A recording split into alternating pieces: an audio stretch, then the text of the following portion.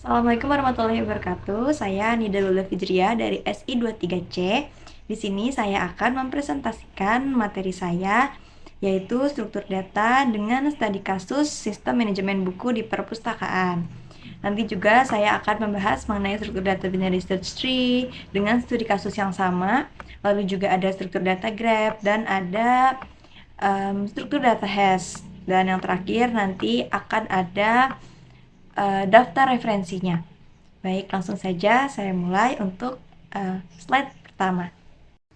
Baik, langsung saja. Struktur data binary search tree adalah struktur data hierarkis dengan node akar dan node anak yang membentuk hubungan induk anak.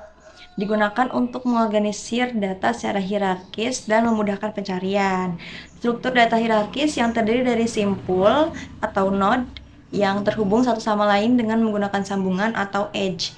Setiap simpul dalam pohon dapat memiliki satu simpul induk atau yang disebut parent dan beberapa simpul anak children, kecuali simpul teratas yang disebut akar atau root.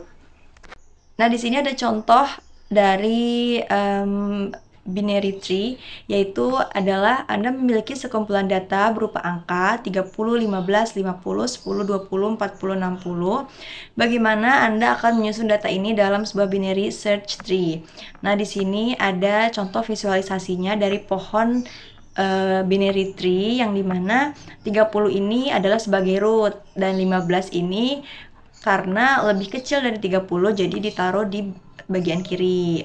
Ya, sebelumnya binary tree itu diletak di mana setiap node kiri itu lebih kecil daripada node induk dan setiap node kanan itu lebih besar. Jadi karena 15 ini lebih kecil jadi ditaruh di sebelah kiri. Lalu yang 50-nya ini lebih besar sebelah kanan. Selanjutnya 10 lebih kecil dari 15 jadi ditaruhnya di urutan kiri, dan ini 20, 40, dan 60 dan menghasilkan angka berurut terakhir adalah 10, 20, 40, dan 60. Baik, selanjutnya ini masuk kepada contoh studi kasusnya, yaitu dalam sistem manajemen buku di perpustakaan, struktur data pohon tree dapat digunakan untuk mengorganisasi kategori buku secara hierarkis. Misalnya, kita dapat memiliki pohon kategori seperti yang ada di samping ini. Nah, oke, jadi di sini kategori utama fiksi dan non-fiksi itu adalah root dari pohon tersebut. Lalu novel, cerpen adalah children atau anak dari fiksi ini. Begitupun juga sama ensiklopedia dan buku pelajaran itu adalah anak dari non-fiksi. Dan judul-judul buku di bawah ini subkategori masing-masing menjadi leaf nodes jika tidak ada cabang. Jadi ini adalah leaf nodes-nya. Ya. Yang A, B, C, D itu adalah jenis-jenis buku. Lalu selanjutnya di sini ada struktur data graph, yang dimana struktur data graph ini adalah cara untuk menggambarkan sekelompok objek yang saling terhubung. Dalam graph, setiap objek disebut simpul vertex dan hubungan antara objek disebut edge. Dalam grafik, setiap objek graph juga dapat terhubung, artinya semua simpul dapat dijangkau satu sama lain, atau tidak terhubung, di mana ada simpul yang tidak dapat diakses dari simpul lainnya. Ada dua jenis graph, yaitu graph tidak berarah dan di mana hubungan antara simpul tidak memiliki arah, dan graph berarah, di mana hubungan memiliki arah tertentu. Graph banyak digunakan dalam berbagai aplikasi seperti dalam jaringan sosial, peta, dan analisis data karena kemampuannya untuk merepresentasikan hubungan yang kompleks. Nah, di sini ada contoh kasus, langsung contoh kasus, dan juga contoh visualisasinya. Studi kasusnya itu adalah dalam konteks perpustakaan ini, struktur data graph dapat digunakan untuk mempresentasikan hubungan antar objek. Misalnya, graph dapat digunakan untuk menunjukkan hubungan buku yang sering dipinjam bersama oleh anggota perpustakaan.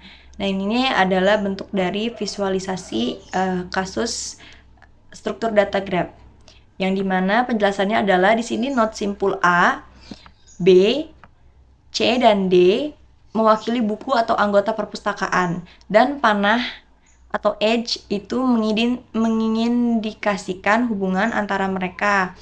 Graph ini bisa digunakan untuk analisis pola peminjaman buku atau rekomendasi. Kita masuki bab struktur data hash, yang dimana struktur data hash adalah metode untuk menyimpan dan mengakses data secara efisien menggunakan fungsi hash. Fungsi hash mengubah kunci key menjadi indeks yang sesuai dalam tabel hash yang disebut hash table. Baik, selanjutnya di sini ada studi kasus atau contoh daripada struktur data hash, yang dimana contohnya itu adalah bagaimana struktur data hash digunakan dalam sistem manajemen buku di perpustakaan. Salah satu contoh penggunaannya adalah untuk mengimplementasikan fungsi pencarian cepat berdasarkan nomor identifikasi unik ya, seperti ISBN, atau untuk mengelola data buku berdasarkan atribut unik lainnya. Oke, berikut adalah contoh visualisasinya, yang dimana kecepatannya memungkinkan pencarian, penyimpanan, dan penghapusan data dengan waktu yang hampir konstan, yaitu 0,1. Efisiensi mengurangi kebutuhan untuk melakukan pencarian linear dalam daftar dan struktur lainnya.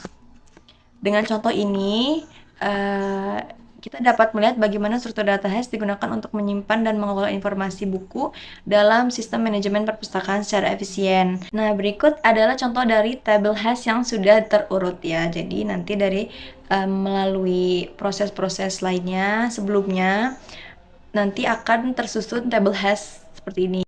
Baik, berikut adalah daftar referensi dari presentasi kali ini. Sekian presentasi dari saya, mohon maaf apabila banyak salah dari segi materi ataupun penjelasan. Terima kasih. Wassalamualaikum warahmatullahi wabarakatuh.